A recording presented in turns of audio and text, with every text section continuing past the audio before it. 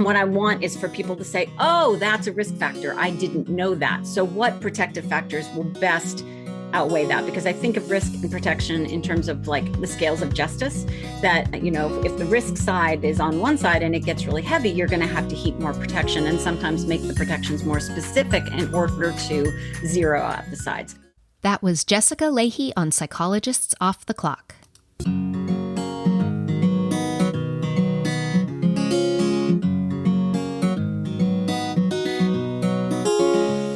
We are 4 clinical psychologists here to bring you cutting-edge and science-based ideas from psychology to help you flourish in your relationships, work, and health. I'm Dr. Debbie Sorensen, practicing in Mile High, Denver, Colorado, and co-author of Act Daily Journal. I'm Dr. Diana Hill, co-author with Debbie on Act Daily Journal and practicing in Seaside, Santa Barbara, California. From coast to coast, I'm Dr. Yael Schoenbrunn, a Boston-based clinical psychologist and assistant professor at Brown University. And from sunny San Diego, I'm Dr. Jill Stoddard, author of Be Mighty and the Big Book of Act Metaphors. We hope you take what you learn here to build a rich and meaningful life. Thank you for listening to Psychologists Off the Clock.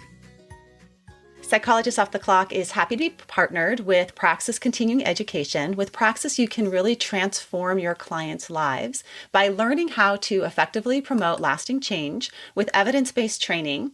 And they're really the premier provider in continuing education for clinical professionals. Praxis has both on-demand courses as well as live online courses. They have beginner offerings like Act 1 from Matt Boone, or more advanced offerings like Act Immersion with Steve Hayes. Some of their live online courses include classes in dialectical behavior therapy, superhero therapy, and Act with Parents. You can get a coupon code for Praxis Continuing Education on our website, offtheclockpsych.com, for some of their live offerings. And we can really attest to the quality of Praxis. We've both participated in it ourselves and have seen its benefits in our clinical work. So visit our offers page at offtheclockpsych.com. Hi, this is Diana here, and I have some upcoming events that you might be interested in. At Inside LA, I'm going to be offering a series of courses on ACT, and really it's for the general public and practitioners that are interested in deepening their practice of ACT in their life. On Sunday, June 27th from 3:30 to 5 p.m., I'm going to be exploring acceptance. And on Sunday, August 29th, I'm going to be exploring values-rich living. So I hope that you can meet me there. And for parents and educators, I have 2 webinars coming up with Julie Bogart. One is on psychological flexibility in parenting, and the other is on compassion in parenting. You can find all my events at drdianahill.com/events. I'm here with Yael to introduce today's episode with Jess Lahey, who has been on our podcast before to talk about her first book, The Gift of Failure, and is back today to talk about her new book, The Addiction Inoculation. And addiction is honestly not a topic I know very much about. And what I think is really cool and unique about this book is it's really about how we can bolster our kids' chances. It's really kind of a parenting and addiction book, but how we can protect our kids from developing addiction. So I was so excited to read this book. And when I went into it, I thought, great, Jess is going to tell me all the risk factors to avoid and all the protective factors that I can increase, and I'm going to have control. And of course, it didn't really quite turn out that way. And there were a lot more shades of gray. And what I learned is that it's far more complicated than that. And we talk a lot about that in the episode. And so, Yael, I'm curious, you have some thoughts about risk factors and protective factors and, you know, stressors in general. Yeah, well, writing this book on working parenthood, and I have a chapter on stress. And one of the things that we often think about with stress, well, the main thing that we think about with stress is that it's bad, it's harmful, it's toxic. We need to reduce it. And interestingly, research is growing in this arena of stress that suggests that stress can actually be enhancing. And I think it's a little bit like this idea of how do we inoculate from negative outcomes? How do we grow good outcomes? And part of that is not avoiding challenges, not avoiding risks, but actually approaching them skillfully. And part of the skill in approaching it is how we frame it, using a mindset of like, you know, I got this, or how do I build skill, or how do I embrace this in a way that bolsters my resilience or allows me to grow and learn. And I was also telling you too that on my desktop, I actually have open an article on resilience, and the title is Whatever Does Not Kill Us. And it's all about this study, the authors are Mark Seary, Allison Holman, and Roxanne Silver, that talks about how exposure to adverse events doesn't necessarily mean negative outcomes. In fact, it can really bolster resilience, bolster growth. And I think that in the context of inoculating our kids against addiction, it really is about learning how to approach these risky factors, thoughtfully and optimistic. Yeah. And the other thing it makes me think of is the way stress does release cortisol, and that's what we always hear about, but it also releases oxytocin, right? That tend and befriend hormone that when we're at the height of stress, we have a hormonal response that says, go seek out your people, your community, your tribe. And Jess talks about community as a protective factor. So it's complicated and there's a lot of moving parts, but I went through this emotional roller coaster of, yes, I'm going to have the answer, to shoot, this is really complicated, to yes, there's hope, that there really is a lot that we can do around this. Yeah, it's such an important topic. And I was fortunate enough to be the one to interview Jess on The Gift of Failure. And she's such a great person to be talking about these things because she has charm and brilliance and just she's so willing to be vulnerable about her own experiences, which I think is such an important avenue for learning. Absolutely. So everybody enjoy this episode with Jess Lahey. Hey, everybody, it's Jill here, and I am really excited about my guest today. This is someone that I am a big fangirl of. It is Jessica Lahey, who is a co-host of one of my all-time favorite podcasts, #AmWriting. And she's here today to talk to us about her new book, The Addiction Inoculation. Jess Lahey is the author of the New York Times best-selling book, The Gift of Failure: How the Best Parents Learn to Let Go So Their Children Can Succeed, and the new Addiction Inoculation: Raising Healthy Kids in a Culture of Dependence. Over 20 years, Jess has taught every grade from 6th to 12th in both public and private schools, and spent 5 years teaching in a drug and alcohol rehab for adolescents in Vermont. She writes about education, parenting, and child welfare for the Washington Post, New York Times, and The Atlantic. She is a book critic for Airmail and wrote the educational curriculum for Amazon Kids' award-winning The Stinky and Dirty Show. She co-hosts the #AmWriting podcast with POTC former guest and best-selling author KJ Dell'Antonia and Serena Bowen from her house in Vermont, where she lives with her husband, 2 sons, and a lot of dogs. Welcome, Jess. Thank you for being here. A lot of dogs. Thank you. They're all in the room with me. I have 3 sleeping puppy dogs over near me. It's pretty sweet. It's nice. We have a whole routine. They understand what it means when I sit down and close the soundproof curtains. They know that that's dog nap time because mom's going to be talking on that black microphone thing on her desk. Yeah, you can probably see the big dog bed in my background, but they get locked out during recording because they're very loud snorers. So yeah, the pug snores, and our producer for our podcast knows to listen for it. But yeah, she's elderly and, pug faced. So yeah, that's going to happen. I love it. Well, I follow you on social media, so I get to see your dogs a lot, and they always make me smile. So congratulations on your new book. This is very exciting. It has been. I'm sure you're very busy. Book launch time is always very busy. And we had Jess on the podcast to talk about The Gift of Failure. And so she's back to talk to us about the addiction inoculation. And I love the way you start this book talking about your own story, and you get, pretty vulnerable and personal. So would you mind sharing a little bit of that story with our listeners and talk about how that influenced your desire to write this book? Sure. Let's see where to start. So I was raised in a house with an alcoholic parent, and one of my parents was raised in a house with an alcoholic parent. And I did my best to avoid that. I really did try very, very hard. And it just, as it happens for a lot of people, I'm finding out this is a little more common of a story than I thought it was. It just snuck up on me. It really did. And it had me, I really got pretty bad in my 40s. So in 2013, right when we'd had a big auction for The Gift of Failure, because there had been this big viral article in January of 2013 that led to the sale of the book. And so this was like my dreams coming true. It was this big, huge deal. And about that time, really, the drinking was, it was just getting really bad. And I was realizing I wasn't going to be able to do both things at one time. And at about the same time, and I was just exhausted. I was so exhausted. And about the same time, in June of 2013, I went to a birthday party for my mom and got just blotto. I don't remember it, most of it. So I don't know whether that's good or bad. But anyway, I don't remember much of it. And the next morning, my dad sat on the end of the guest bed and he essentially said, I know what an alcoholic looks like, and you are an alcoholic, and it's time for you to do something about it. And you're going to screw this up, meaning the book. This is your big shot. You're going to screw it up. And he was absolutely right. And that evening I went to a meeting. So I've been sober since June 7th of 2013. And so I wrote Gift of Failure during that period. That went really well. I was thrilled with that. And I started teaching at the rehab, which oh my gosh, I loved it so much. And the only reason I'm not still doing it is that they decided to get rid of the adolescent unit to have more room for adults. So I lost my job. I would still be doing it. I love that job so much. Yeah, it sort of stunk. It stinks for me, stinks for the kids who really do. Some kids really do need inpatient treatment.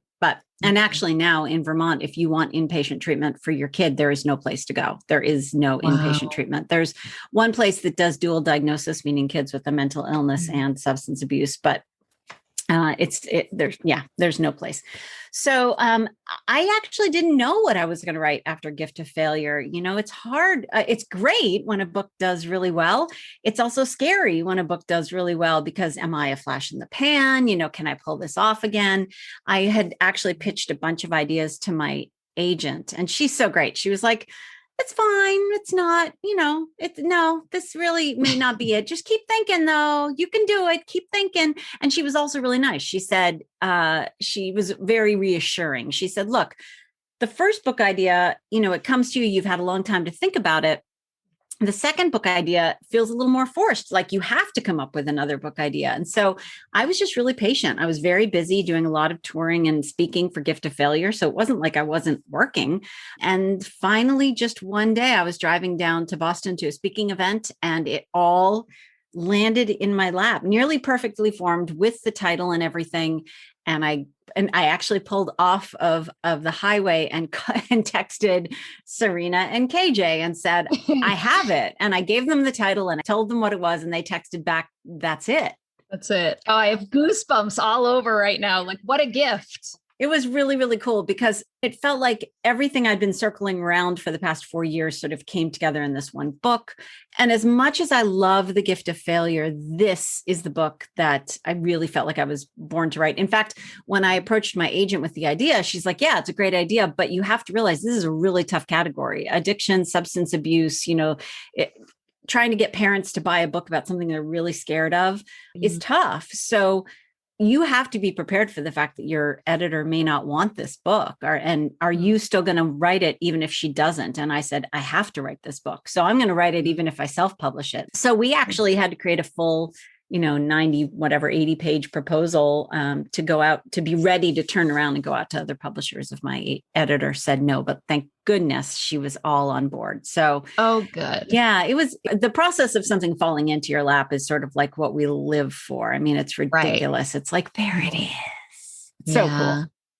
Yeah. And to be able to work with a publisher that you already have had success with is lovely as well. Well, and she had, there were some problems a lot of problems with the first draft of The Gift of Failure, as I've talked about on our podcast. And she taught me how to write a book. So from my perspective, I owe her so much. I'm so in awe of her. She's almost always right, if not always right. And I'm just really grateful to her. She's really helped me develop as a writer. Well, you probably don't know this, but you have helped teach me how to write a book proposal, because I had a coach who was learning. She was getting certified to be a book coach through Author Accelerator, who's one of your sponsors. And the sample book proposal is your proposal for the addiction inoculation. So I used that as my model for my book proposal and just got my first agent. Like this weekend, I signed the papers. Cool. Yeah. My first two books were with a smaller publisher where you don't need an agent. Mm-hmm. And then I wanted to just see, like, can I go this route and what will that be like? So thank you. Well, let's get back to I would love to talk about writing all day, but that's more your podcast than my podcast. I want to go back to your story because I think what is particularly interesting about it is that you were you were basically a teetotaler for a good portion of your life. You were more like almost like goody two shoes RA type person. And as an adult, it was like a glass of wine here or there, learning about wine, getting a really nice bottle of wine. And I think many, many people can relate to that. And that you don't just wake up one day an alcoholic, that it can be this like very sort of slow progression. And then you sort of realize like, oh, I've crossed over from wanting and enjoying to needing. And that it's, that it can happen really to anyone. Yeah. But there are certain risk factors that make it more likely. And so the book is about kids, like how to help our kids. I mean, it's an inoculation. How can we, as parents, position our children in the best way possible to reduce their risk factors and increase their protective factors so that they are less likely to develop an addiction to alcohol as they grow into adulthood. Yeah, this is also a book about, having a little bit of comfort with the gray areas, because so much of the advice around substance abuse prevention has been overly black and white, I think, to the detriment of understanding why we say some of the things we say. Like, there's an entire chapter about peers. And it's always been, everyone has always accepted that peer cohort is a big predictive factor for, substance abuse risk. Like if you hang out with kids who don't use drugs and alcohol, you're more likely to stay, to be a kid who won't use. And if you hang out with kids who do use, then you're going to be more likely to use. And I guess generally, but I was faced with a situation where my kid became friends with someone who was not only using, but was getting kicked out of high school for his using and had a problem.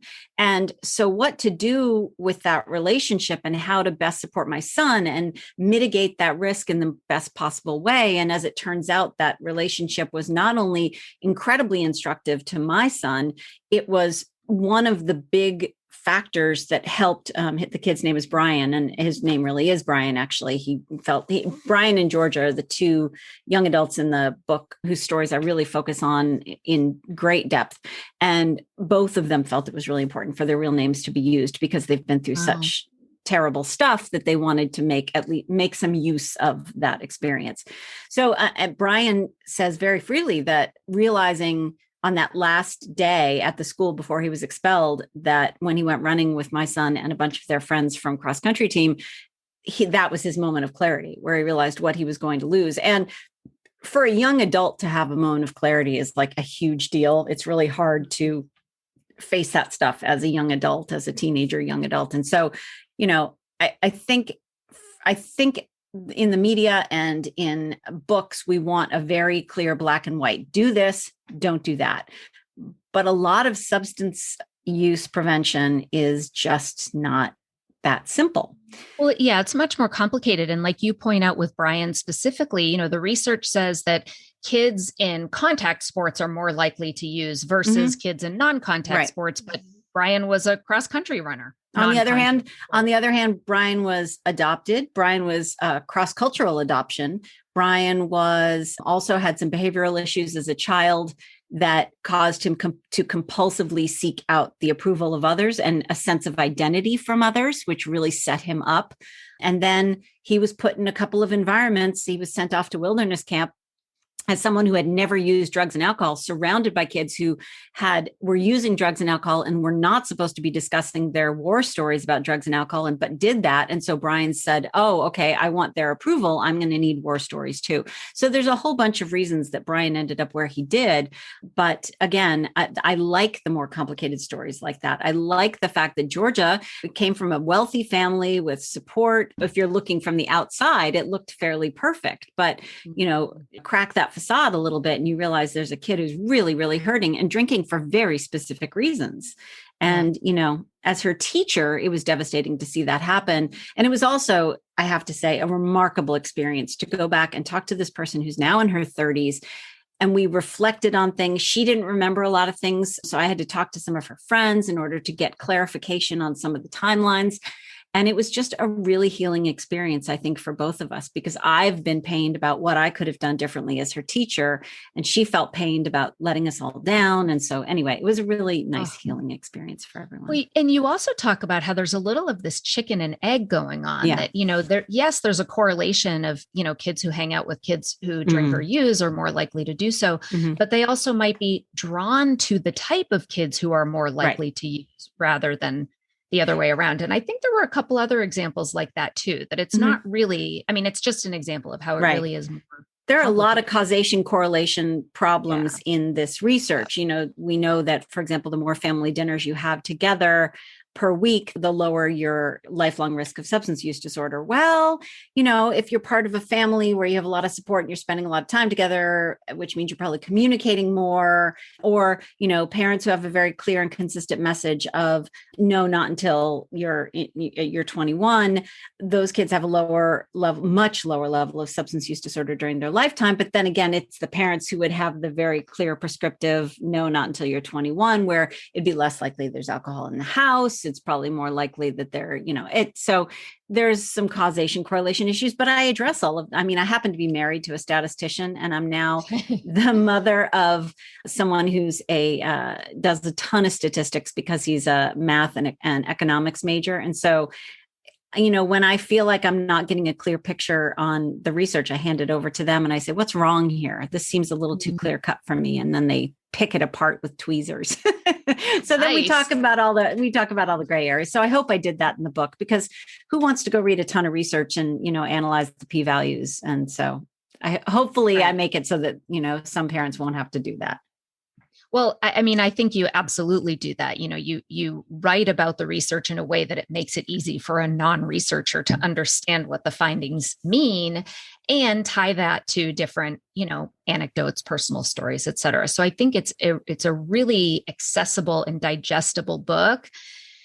And somehow it is that way with having lots and lots and lots of research in there. You definitely get the like, know, and trust factor with you as the author, right? Oh, thank you. Because that's the only way. First of all, I have to say some stuff that's hard to hear. Hearing that divorce and separation is a risk factor, hearing that adoption is a risk factor can get a lot of people's hackles up, just like some of the stuff I say around gift of failure stuff can be really challenging to hear. So that you have to walk this really careful line of saying, no, look, I heaped a ton of risk on my kids too. Some of it like done on purpose, not to heap the risk on, but because we had to do these things.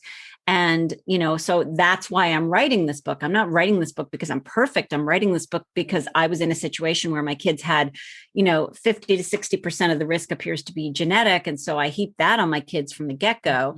So I don't have time to mess around with this stuff. I've got, kids at higher risk, and we moved and all that other stuff. I was just going to say, you talked too about moving when your son was right in the middle of high school, or was it middle school? It was worse. It was right in between middle school and high school. And he had friends that I trusted. He had the friends' parents. Literally, I would have handed my son over to them and said, I trust you to raise this kid. So yeah, we ripped him away from all that. It was good for our family, and I'm glad we did. But then again, if all I felt about that was guilt and shame, then that's going to become something I don't want to talk about, which is not going to do any of us any good. Right.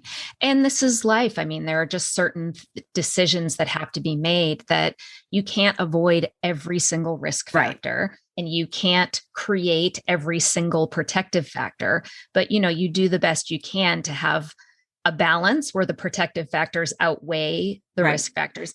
Can I add one quick thing before you move on? Because so right when I'm in the depths of just despair over the amount of risk I've heaped on my kid because of this one move, which overall was really good for our family and my husband's job and all this other stuff and my job. So I was talking to Dr. Dan Siegel to interview him for the book, and I got personal and I talked to him about the move and everything. And he basically said, Mia, you could think of that as all risk, or you could reframe that in your head and hopefully in his as well, and realize that one of the things that kids need during adolescence is novelty. Teenagers have a lower baseline level of dopamine than little kids and adults, and so they often feel bored, and that's on purpose because they need to seek out novelty and maybe even a little risk with that novelty in order to learn the lessons they need to learn in order to become competent adults. So what is a move but lots of opportunities for novelty and positive risk, making new friends, exploring new places, getting a job in a new place, all that sort of stuff. You can reframe all of that in a very positive way, both for yourself and for your child.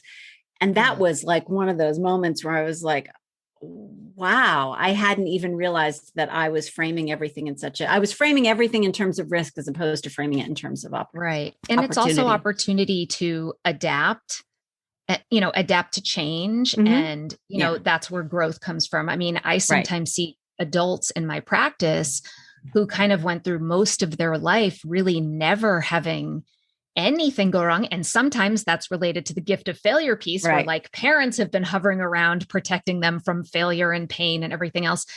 And then, they're kind of a mess because they don't know how to function independently, and they've never had to overcome adversity in any way. So, I think there are some other benefits to that. There's the term that my friend Julie Lithcott-Hames, who wrote How to Raise an Adult, she's been on our podcast a couple of times. And ours. Oh, really? And has written the new book. A couple weeks ago. Oh, so she talked about Your Turn, her new book, which is brilliant. I love this book so much. I'm giving it to all the young adults in my life. But the term she uses that makes me giggle every time I think about it is, she was a freshman dean at Stanford, and she said she'd have these kids in her office and they didn't know what they wanted. They didn't know how to solve problems. They didn't know how to make decisions. And she refers to them as existentially impotent. I just love that descriptor because it's so exactly right. That's exactly what these kids were. They just, not only did they not feel like they had any self-efficacy, they didn't even get to the point where they could exert any sort of power or agency. They didn't even know how to form an idea about what it was they wanted because they had been told what they were supposed to want. Anyway. Right. Exactly. Yeah. Well, let's talk a little bit about what some of these risk factors and protective factors are, so that like parents who are listening, there are some that we can't control, like genetics, of course, but there are plenty, that we can, leverage some, like reduce the risk and increase the protective factors. So what are some tips there? You don't have to give them all away. People will have to pick up the book because there's a lot in there. I think it's important to say not as much things that you can control. What I would like to think of this stuff as, these risk factors as things that we can be aware of and be empowered by. So when I mention risk factors, like I said, there's sometimes this sort of like defensiveness, like, oh, but I couldn't have done anything about that, or, oh, but I had to get out of that marriage. And of course you did. I mean, that's not, what I want is for people to say, oh, that's a risk factor. I didn't know that. So what protective factors will best outweigh that? Because I think of risk and protection in terms of like the scales of justice, that, if the risk side is on one side and it gets really heavy, you're going to have to heap more protection and sometimes make the protections more specific in order to zero out the sides. So starting with genetics, that's about 50 to 60% of the picture. And then on top of genetics, literally the word epigenetics means above the genes. Epigenetics is like the intersection of genetics and environment. It's, things that happen to us in our life can affect the way our genes express themselves, whether or not certain genes turn on. And we can't do much about that either. And besides, the genetics isn't even like one thing. It's, it's not like we can use CRISPR and like flick out that one gene. It's not how it works. So it's going to take us, if we get there, it's going to take us a while to sort of figure out how to manipulate that. So then we move to the environmental stuff, which is, starting clearly with trauma and adverse childhood experiences. Depending on your school of thought, you can talk about big T and little t trauma. You can talk about adverse childhood experiences, or ACEs.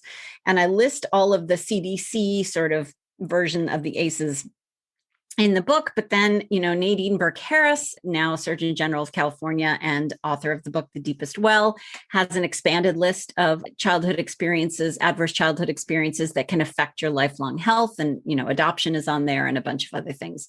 Obviously, systemic racism should be on there. There's a whole bunch of lists of things that make kids suffer in a way that it causes trauma. And that trauma then impacts not just from an epigenetic perspective, but from a perspective of raising the stakes, raising the risk of your genes kicking in. Some people refer to this analogy of that your genetics are the bullet in the gun and that trauma is the trigger. So the bullet could sit in that gun forever and not come out, not hurt anybody, but trauma is what pulls the trigger. And there's a lot of people who are really in that camp. And that's the other thing about this topic. There's lots of camps. Some people talk about, anyway. So, and then on top of that, we have academic failure. We have social ostracism. We have children being aggressive against other children. And we're back in that chicken and egg situation and that self-perpetuating sort of entanglement of risk factors, where if you have a kid who is aggressive towards other kids, they're probably going to be socially ostracized. So which is happening first? And so that's why early intervention for those issues, obviously undiagnosed learning issues are another risk factor. There are certain risk factors that seem to have more of an effect than others. We know, for example, that sexual abuse is even though it's on the same list as other ACEs, it tends to be more harmful in terms of risk and it's risk factors are dose dependent, ACEs anyway. Your risk for substance use disorder gets bigger the higher your ACE score. And if you want to take the quiz, go to, Google CDC and ACE quiz. You can take that quiz. If you're looking for a great way to support us here at Psychologists Off the Clock and make your life easier and healthier, you should go to my new favorite online store, Thrive Market. Thrive Market carries all your grocery and household essentials with the convenience of getting everything online and then quickly shipped right to your door. And right now, you can get 30% off your first order plus a free $60 gift if you go to thrivemarket.com/POTC. I love that I can use specific filters to curate my shopping experience so I can find organic meats and low sugar snacks for my kids. Plus, when you join, they give to a family in need. How cool is that? So join in on the savings with Thrive Market today and get 30% off your first order plus a free $60 gift. Go to thrivemarket.com/POTC for 30% off plus a free $60 gift. That's THRIVE market.com/POTC. thrivemarket.com/POTC. I know I talk about my kids a lot, but I also have two adorable dogs, Tilly and Hazel. We love to spoil them, which is why we love Whole Life Pet. Whole Life Pet makes single ingredient treats, meal mixers, supplements, and hydrating snacks for both dogs and cats. And if you try out Whole Life Pet, you're surprising your pets with fun new flavors while also supporting Psychologists Off the Clock. Visit wholelifepet.com and use promo code POTC to get 25% off your first order with free shipping over $50. When I open the Tuscan Blend Bistro Bowl meal mixer to add to Tilly and Hazel's food, they start wildly sniffing and can't wait to dig in. The best part is Whole Life Pet uses a freeze-dried process that locks in nutrients and freshness, and they never add chemicals, additives, preservatives, or anything artificial. Visit wholelifepet.com and use promo code POTC to get 25% off your first order with free shipping over $50. If you're unsure about what to try, you can fill out their short questionnaire by clicking the red Start Today button on the home page. It will ask you a few questions and make custom product recommendations for your pets. Visit wholelifepet.com and use promo code POTC to get 25% off today. That part was interesting to me because as I was reading through those lists, and of course we deal with that and, as a psychologist and mental health, I don't know many people who don't have at least one of those. And you report some of the statistics in there, but, I want for people to know that this is incredibly common, the rule rather than the exception for people to have these ACEs. So, it's not a done deal that if you've had an adverse childhood experience, you're doomed to become an addict. But like you're saying, it's one of many, and the more that there are, the more risk there is. And to be aware, this is something that's going to need attention growing up. that if a kid like seems fine, we still need to be aware that these experiences put them at risk. And we're just beginning to understand things like intergenerational trauma. People, for example, whose relatives 3 generations back survived the Holocaust still seem to have. And then there's the Dutch hunger winter that I talk about in the book. Certainly systemic racism impacts kids, not just from what have you yourself firsthand experienced as a child, but also what your ancestors have.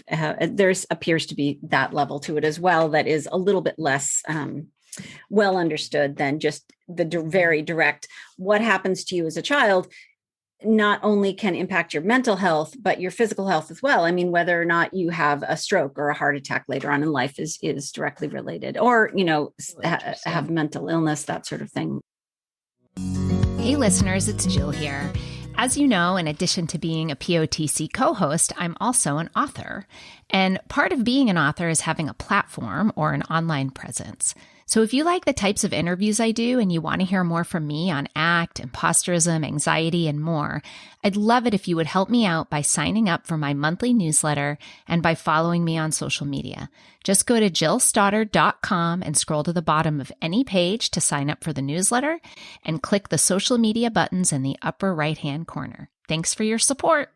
We've had a number of guests who want to offer you, our listeners, discounted access to some of their fantastic programs. So if you want to learn powerful practices for happiness, calm, and well-being, we have several offerings from Rick Hansen. If you want app-based behavior change, you can check out Judd Brewer's apps for anxiety, eating well, and smoking cessation. Or you can learn how to be a calmer parent with Mindful Mama mentor Hunter Clark Fields. So go to our website, offtheclockpsych.com, and visit our offers page, where you will find access to free courses and discount promo codes. Do you know if military kids are more likely, or, have more risk? Because, you talk about transitions being a big risk factor. And so, these are kids who are moving every 2 to 3 years. And I was thinking, I live in San Diego, so we have a huge military population. And I'm thinking, does this mean they're more at risk, or are, do they just habituate? Like this is what they've done their whole life and this is normal, quote unquote normal for them. So maybe it's not. I wasn't sure if you came across any research on that. Here's the problem. So many of these risk factors are so difficult to disentangle from each other. So for example, I wrote a piece a long time ago for The Atlantic about what kids in foster care tend to lose when they move so much. So kids in foster care tend to move 3 to 4 times during their lifetime at least, and they lose 6 months of academic progress with each move. So that's why we now understand that educational stability is one of the most important things we can give foster kids, because at least if that's there, then hopefully there's some anyway.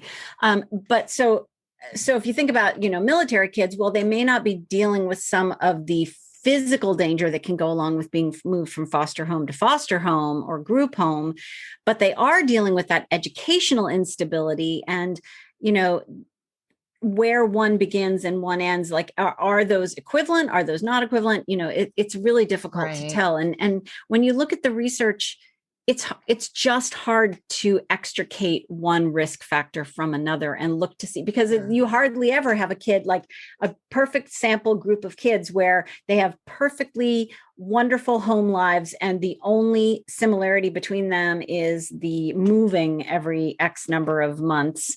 There's so many wild cards out there in terms of confounds, right? Yeah. Well, and the other thing that just occurred to me with military kids too is socially, what they have that another kid who's just moving doesn't have is they have a military community. Exactly. So there's a lot of other kids who are going through the same thing and, understand. And, I imagine that that's probably protective as well. Yeah. That network is really important, especially since we were just about to go into protective factors. And one of the big protective factors that we know is incredibly important is the support of adults. And specifically, we know that kids who have been through the ringer as kids who have really high risk factors and number of risk factors, we know that when they have just one adult in their life who supports them, who they can trust, who believes them, which again, especially when we're talking about trauma, especially when we're talking about abuse, having someone believe them.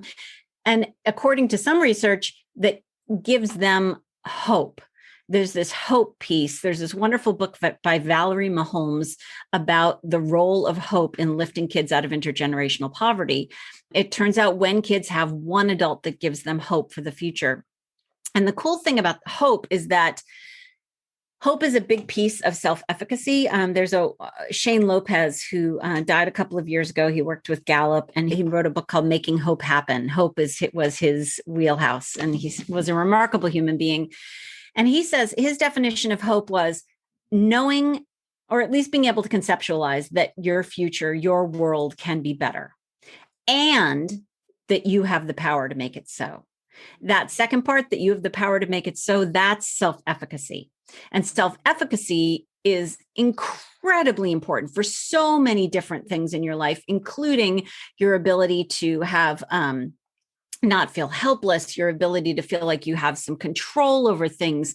It can help with your mental health. It can help with all kinds of stuff, including like how well you adhere to doctor's orders when you have to take medicine for something. I mean, there's all kinds of really interesting health outcomes with people who feel like they have self-efficacy. And one of the things I saw a lot in my rehab classroom, both from kids who had been moved around in the foster care system or had been in group homes, or kids who had been really severely overparented or in a very directive way. Both of them, in both those groups of kids, I saw a lot of lack of self-efficacy. Just that's total, like, why bother? Nothing I do can change anything. This one kid, in both directions, one kid told me that, all the men in his family go to prison. So that's what everyone expects is going to happen to him. And why even bother to try to change anything? And then another kid who told me, well, my future's all laid out for me. My parents already know what I want to do, and they have no interest in hearing what I want to do. And so why bother? So that's, and one kid is coming from a wealthy family with all the, supports and resources he could want. And the other kid's got none of that. But what they have in common is a lack of self-efficacy and essentially learned helplessness when they looking at their lives as something that they have no power over whatsoever. Self-efficacy is a protective factor. Absolutely. There's an excerpt on that in the New York Times. Actually, the self-efficacy excerpt is in the New York Times. So that's one. Talking with your kids, from a very young age. We know all of the best substance use prevention programs, school-based substance use prevention programs start early, kindergarten, ideally, nursery school, kindergarten. There's scripts in the book about how to do that and what to talk about and how to talk about it.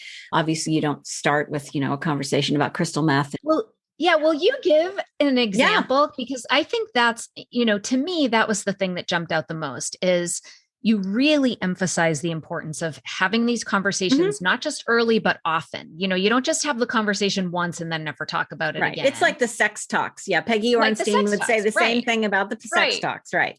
And I think, the question is, okay, but like when and what do I say and how do I say it and what's developmentally appropriate? So can you give a couple examples for like a younger kid in elementary school versus a, middle schooler? Yeah, there's tons of great opportunities. I mean, you're sitting there brushing your teeth together and you say, why do you think that we spit the toothpaste out instead of swallowing it? Why do we wash our hands? Why are we wearing masks right now? Grab that prescription bottle over there. Can you find the letters of mommy's name on that prescription bottle? And why do you think mommy's name is on that prescription bottle? And what happens if you have the same thing that mommy has in terms of why she needs to take the prescription? Can you just take the same pills that I'm taking?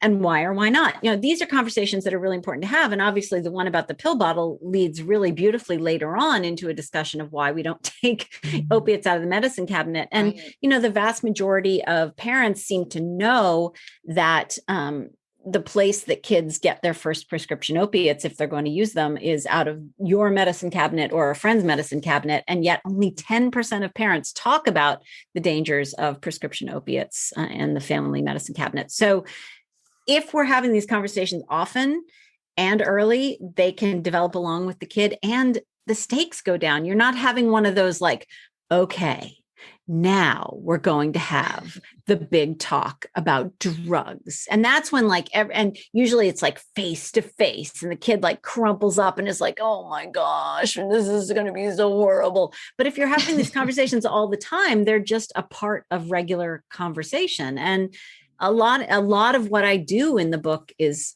helping parents find the places where those can happen naturally. Like the story that's in the Washington Post actually about staging a little game show at dinner that happened to be, it was the show Hot Ones, about eating hot wings along with questions.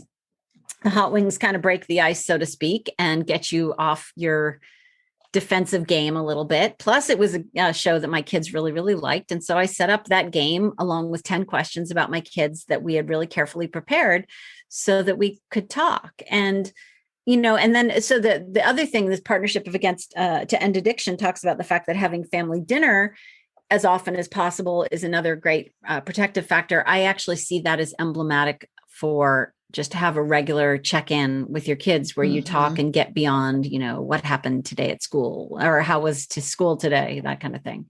I have to say that the wing story was my favorite part of the book. And I thought, your kids are older than mine and mine are 7 and 9. I'm like, well, they would never eat hot wings, but there's probably a way to do something similar, because it's how is school today? Fine. We try to do like highs and lows, but it's hard to pull information out of kids sometimes. And I just thought it was so brilliant and so fun. And like, what a way to get the whole family involved in a fun and positive way. So, I mean, that you've posted about it on social media. I think you said it's in the Washington Post.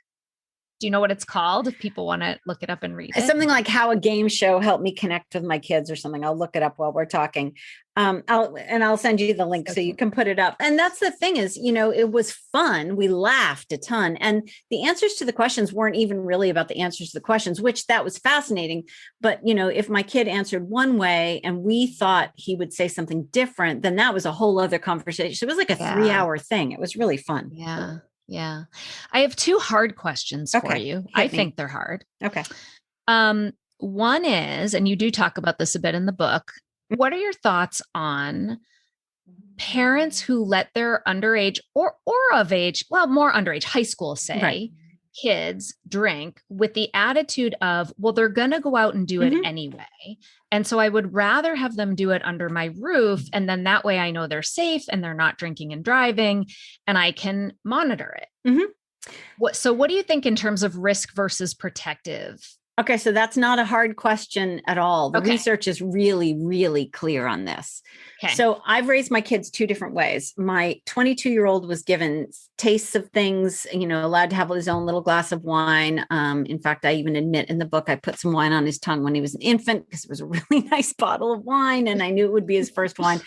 That increases your risk of kids for substance abuse during your kid's lifetime. It just does.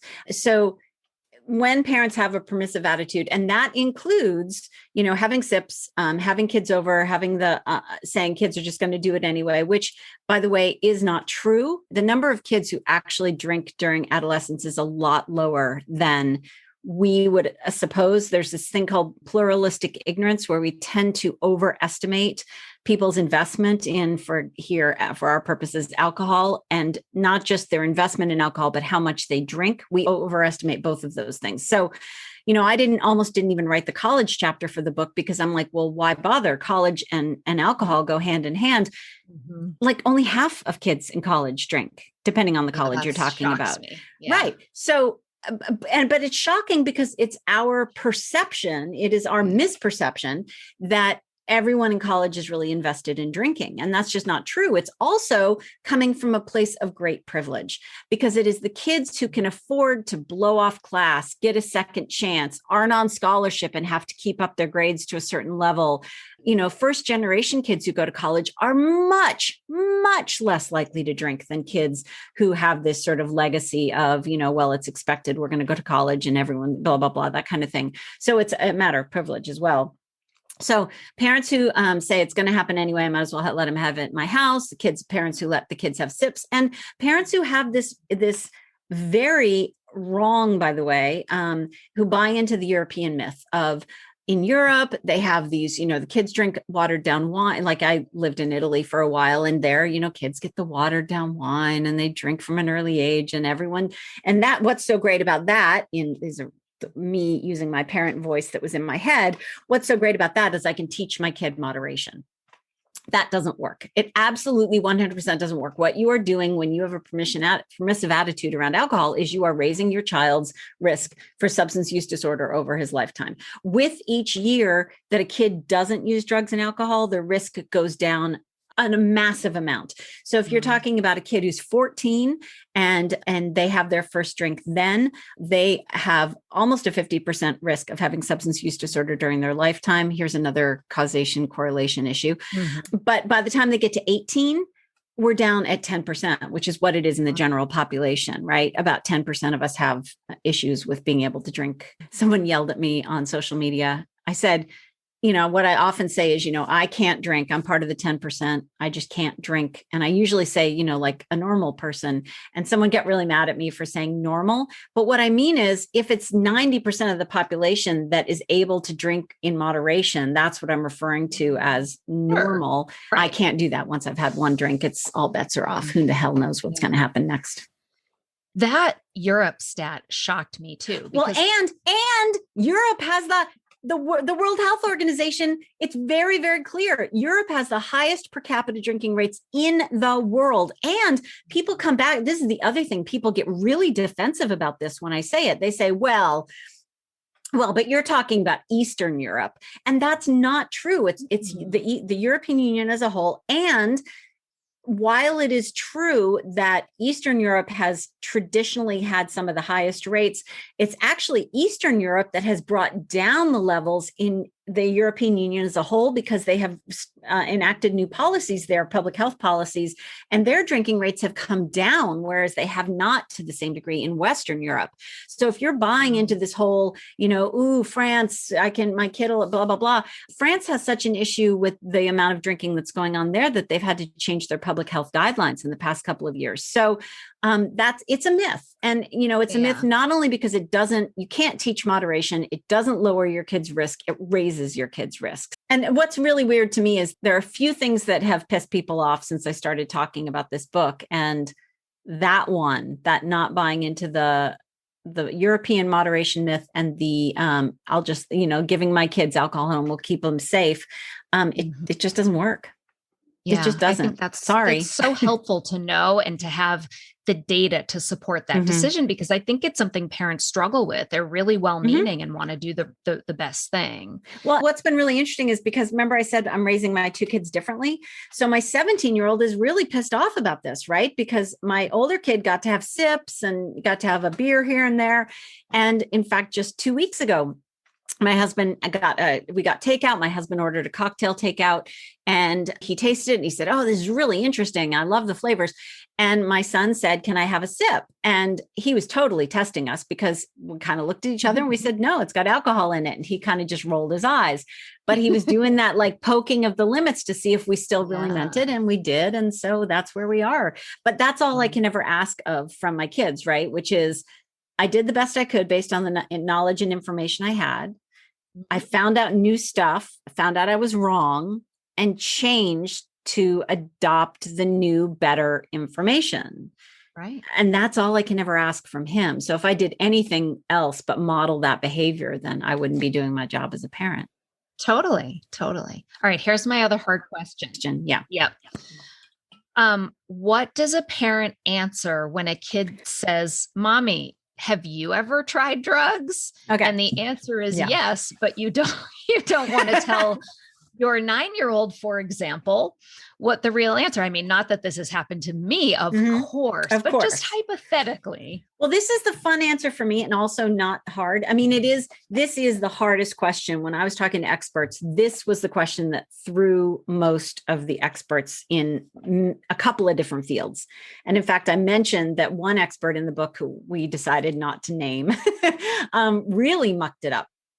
So, this is also where I get to throw my husband under the bus. So my kids are obviously very clear on what I've done. They know that, I was never really into, I tried pot, but I didn't really like it. So it just didn't really do much for me. And so I haven't taken any other drugs. So, and that was mainly out of fear because I knew that was something that in my family. And they're very clear on the fact that I just don't drink now. So that's where we are with me. My husband, although he comes from genetics that are very similar to mine, like he was born, with a lot of risk in terms of a genetic predisposition, he doesn't have a problem with drinking alcohol. He can drink. And again, this is where I normally say like a normal person, like the 90%. However, and so we talk about that. He does drink in front of our kids. We're very careful about the messaging around our drinking, though. Like I have no problems with adults drinking in front of kids, but the messaging is really important, which is you can't, saying things like, oh, this Thanksgiving at grandma's house, all the relatives are going to be there. It's going to be so stressful. I hope there's enough wine. Or I've had such a really hard day at work. I really just need a glass of wine. Those messages are, I have feelings that are uncomfortable. I am now going to numb them out with some alcohol. And that messaging is really dangerous. But where I throw my husband under the bus is we've had very clear conversations with our kids, and keeping in mind, of course, my kids are older, about the fact that there was the year after my husband graduated from college, he was really adrift and he was disappointed in himself, and he was just not doing what he felt he should do. He was bored, and he lived in a house with people who grew pot, so in the basement. So he smoked a lot of weed that year. And not only did it do nothing to help his motivation, like, when you're smoking a ton of weed, you're not really in a get up and go kind of place, and to get motivated and change what's wrong with your life that's making you smoke so much pot.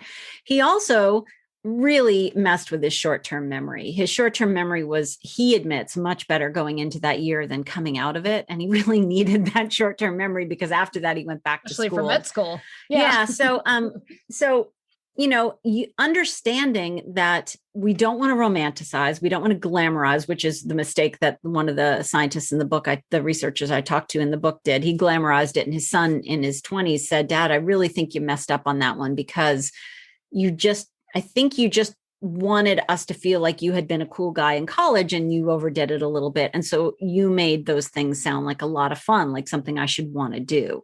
So don't romanticize it, but be honest to a degree. You don't have to go into all the nitty-gritty details, but honest enough about the pros and the cons of what you did. And for my husband, it helped him cope with a really unhappy year, but it also made it less likely that he was going to be able to extricate himself from that really unhappy year. And actually, when he figured out what his trajectory was going to be to get out of that year, he wasn't smoking pot anymore, because he realized he really needed to pull himself together and had some prep to do. So we've been very honest with our kids about that. If my husband hypothetically has done any other drugs than that, I don't think we would have talk about that with my kids. Gotten into details. Yeah. Yeah. I don't think, but there's really good information there for them in that story about that, what we call his lost year. So the honesty is kind of like, you may say something like, well, assuming you're not a drug user currently, to say, I tried it when I was younger because I was curious, or because other people said it made them feel good or something. But what I found was it made it hard for me to, do the things that really mattered to me. It gets in the way of being able to have good relationships or to do your job, something to that effect. Well, and actually with my kids, I said something fairly similar about smoking weed, which was that it made me feel stupid, and I don't like feeling stupid. It made me, one of the things I enjoy is being able to, have exchange barbs and have interesting conversation. And for me, I just didn't like feeling stupid. And so that, to me, that was the way I communicated that. But again, that's with teenagers. And teenagers, that's the other thing, is when you talked to, when teenagers, I wrote an article for the New York Times where I had talked to the kids in my rehab classroom and said, in your most receptive moment, what might an adult have been able to say to you to get you to think twice about using? And all of them said, and this was, of course, assuming that they hadn't developed a dependence, but all of them said, give us the information, be honest about the information, because when adults say drugs are bad, Well, that makes no sense. Why do so many people use something that's bad? It can't be 100% bad because then no one would use them. They make you feel good, blah, blah, blah, blah, blah. But when a kid understands that, so an opiate feels good because you have these receptors in your brain that are primed to receive the endogenous opioids that we have in our body. But a drug short circuits that whole thing. And then suddenly, not only is it like flooding those receptors, it makes you realize that you can't ever compete with that. So happiness, like normal human happiness, pales in comparison to something that is going to make it so that normal human happiness isn't enough for you anymore. Yeah. And then your brain stops producing those endogenous chemicals. So then you feel even worse than you did before you started using it. And I just wish that Georgia had been able to understand, the Georgia that's in the book had been able to understand that, drinking, as I found out, drinking works really great in the short term to manage anxiety that's out of control. But over the long term, it exacerbated my anxiety to such a ridiculous degree. And Judith Grisel does a beautiful job in her book, Never Enough, where she talks about, the up and then the equal and opposite down. And it's actually a little bit bigger, the down.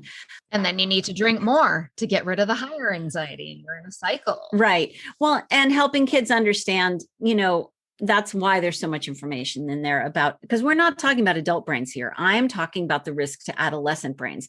There are plenty of drugs and alcohol that have, low to moderate risk in an adult brain that are just not low to moderate risk in an adolescent brain. They're much higher risk because the adolescent brain is developing, it's changing, it's building, and there's all sorts of stuff going on. So if we can just get them to a point at which their brains are done developing, the closer we get them to 18, although I told my kids 21, but just between you and me, 18, which is when it gets back down to 10%. The closer we get them to that sort of holy grail of completed brain development, the better off they're going to be, not just from a brain development perspective, right, but from a risk perspective. The older they are, the lower their risk is.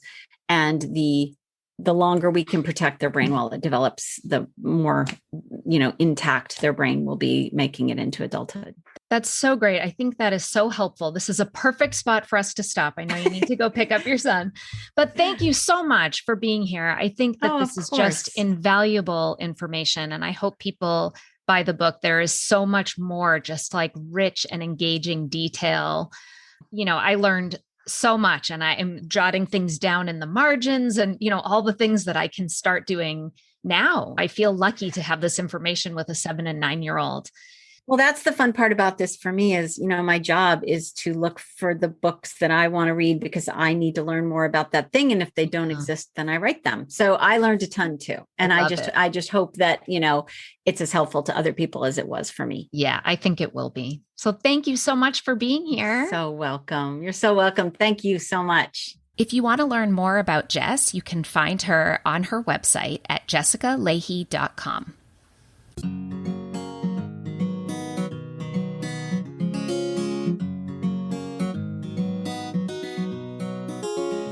Thank you for listening to Psychologists Off the Clock. If you enjoy our podcast, you can help us out by leaving a review or contributing on Patreon. You can find us wherever you get your podcasts, and you can connect with us on Facebook, Twitter, and Instagram. We'd like to thank our strategic consultant, Michael Harold, our dissemination coordinator, Katie Rothfelder, and our editorial coordinator, Melissa Miller. This podcast is for informational and entertainment purposes only and is not meant to be a substitute for mental health treatment. If you're having a mental health emergency, dial 911.